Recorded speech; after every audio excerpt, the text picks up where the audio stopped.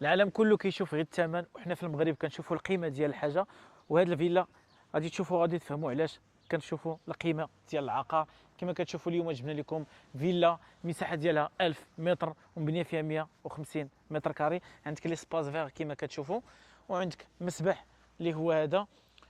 وجات في اقامه الاخوان فيها غولف وفيها كذلك اوتيل، وراه بعيد على مراكش ب 20 دقيقه الاخوان، طريق فاس.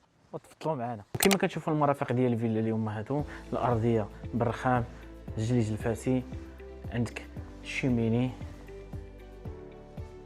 ما شاء الله مطله على المسبح والجريده، وكتباع الاخوان هكا، كتباع بالفراش ديالها كما كتشوفوا. فيها 3 ديال لي سويت، هذه لا سويت الاولى كما كتشوفوا، هذا هو الحمام ديالها كما كتشوفوا، وطواليت ومطلة على المسبح والجريده. وفيها 3 الواجهات، عندك الواجهه الاولى، هذه السويت الثانيه كما كتشوفوا،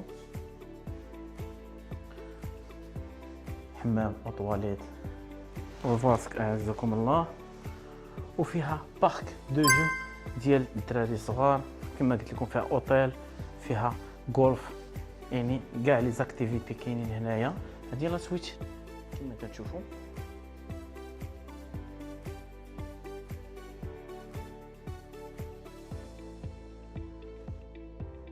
ديك الحمام ديالها ولا كويزين اللي هي هذه كما كتشوفوا. وهذه هي لونطري ديال الفيلا كما كتشوفوا. وبالنسبه للثمن الاخوان، الثمن ديالها اللي هو 4.7 المليون درهم. ومرحبا بكم